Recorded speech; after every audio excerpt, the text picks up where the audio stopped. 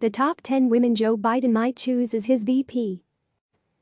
This is the second edition of our biweekly power rankings of politicians most likely to be chosen as Joe Biden's Democratic running mate in 2020. Thursday marks Joe Biden's first official day as the de facto 2020 Democratic presidential nominee. Vermont Senator Bernie Sanders' decision to quit the race on Wednesday means the former vice president can now fully devote his time and energy to the general election against President Donald Trump. And one of the first big decisions Biden has to make in that race is who he will pick as his vice presidential nominee, a process that he has signaled is already underway. You have to start now deciding who you're going to have background checks done on as vice presidential candidates, and it takes time, Biden said last week of the VP vetting process. While the veep pick always matters, less in terms of the electoral map than for what it says about how the potential president goes about making big decisions, there's little question that this choice for Biden is a hugely high-stakes move. Biden will be 78 years old when he is sworn in as president in January 2021, by far the oldest person who has ever been elected to a first term. To his credit, Biden has been open about his age as a factor in the race and the importance it puts on VP pick. One of the ways to deal with age is to build a bench of younger, really qualified people who haven't had the exposure that others have had, but are fully capable of being the leaders of the next 4, 8, 12, 16 years to run the country, Biden said last week at a virtual fundraiser. So, who will Biden pick? We know it will be a woman, he pledged that at the last Democratic debate last month, but which one? Below my rankings of the 10 female politicians most likely to be that pick as of right now. You can see my initial VP rankings here. Don't see your pick? Don't think your favorite is ranked high enough? Never fear. We do this every 2 weeks. Stay tuned. 10. Michelle Leon Grisham. The New Mexico governor isn't well known nationally, despite serving 3 terms in the House before being elected to her current job in 2018. She's on the list because she's one of the highest-ranking Latina elected officials in the country, and she represents an area of the country, the Southwest, that is growing like crazy. Previous ranking. 10. 9. Stacey Abrams. If political Twitter picked the VP nominee, Abrams, who nearly won the Georgia governorship in 2018, would be the overwhelming #1 choice. Her 2018 race made her a star, and her work on voting rights issues since then has kept her in the national spotlight. The biggest problem for Abrams? Experience. The highest office she has ever held is the State House. And Biden has repeatedly said that experience matters a huge amount to him. You've got to be able to turn and say to your vice president, this is your responsibility. Because the job is too big anymore for any one man or woman, said the former VP last August. Previous ranking. 7. 8. Val Demings. The Florida House member barely missed my original top 10, but the more I thought about her, the more I thought Demings deserved a spot on the list. Here's why. Prior to coming to Congress, Demings was the first female police chief in Orlando, Florida. In her relatively brief time in the House, she was first elected to the 10th District in 2016. She has rapidly become a rising star. Demings was one of 7 House Democrats chosen by House Speaker Nancy Pelosi, Calif., to serve as managers during the Senate impeachment trial of Trump. Previous ranking. Unranked. 7. Tammy Baldwin.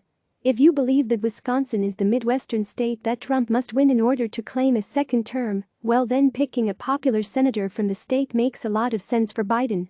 Baldwin won re-election with 55% in 2018. Plus, Baldwin would be a historic pick. The first gay vice presidential nominee for either major party. Previous ranking. 8. 6. Tammy Duckworth. Duckworth is my dark horse candidate to make Biden's eventual final 3. Why? She's from the Midwest, Illinois. She would be an historic pick as the first Asian American to appear on a national ticket for a major party. And her personal story, the Black Hawk helicopter she was piloting during the Iraq War was hit by a rocket-propelled grenade, and Duckworth lost both legs, and the full use of her right arm in the incident is incredible. Previous ranking. 6. 5. Elizabeth Warren. The Massachusetts senator drops 2 spots this week because she doesn't fit 2 of Biden's stated criteria for his second-in-command. 1. At 70, Warren is younger than Biden, but not exactly of a different generation. Second, Biden said in New Hampshire last month that he wanted a VP with some correlation between their views and mine, specifically mentioning support for Medicare for all as a non-starter. While Warren waffled somewhat in her support for Medicare for all, she was definitely a vocal supporter of a government-run program for much of her presidential bid. Previous ranking. 3. 4. Catherine Cortez Masto. The Nevada senator isn't getting nearly as much buzz as some of the 3 people ranked above her on this list, but that may wind up being a good thing, since early buzz isn't always an indicator of future success. Remember vice presidential nominee Julian Castro in 2016? And Cortez Masto has a very powerful advocate in former Senate Majority Leader and Biden longtime colleague Harry Reid. According to Mediate, Reid recently told Biden that Cortez Masto is his pick for VP, and Biden responded that she was in his top 3. Previous ranking. 5. 3. Amy Klobuchar. Klobuchar has been in the news a lot of late for reasons she'd rather not be. Her husband was diagnosed with coronavirus. Thankfully, he returned home from the hospital late last month, and the Minnesota senator has spoken about her husband's battle the virus. Depending on how dominant coronavirus is an issue in November, that sort of personal experience might matter to voters, and hence to Biden. Klobuchar also still has her Midwestern roots, record of winning easily in a swing-ish state and centrist politics working in her favor. Previous ranking. 2. 2. Gretchen Whitmer. It was lost on absolutely no one that the Michigan governor was one of the first guests on Biden's new podcast, and that on it, he praised her as an outstanding governor and one of the most talented people in the country in my view. Whitmer's pragmatic politics are a nice fit with Biden's, and her age, she's 48, would make a clear generational bridge for Biden. Plus, Whitmer's profile has soared of late as she battles coronavirus in her state and attacks from Trump on the job she is doing. Previous ranking. 4. 1. Kamala Harris. At a virtual fundraiser Wednesday, Biden praised the California senator for running a haluva race for president and adding, "I'm so lucky to have you be a part of this partnership going forward. Working together, we can make a great deal of progress. I'm coming for you, kid." Eyebrows raised.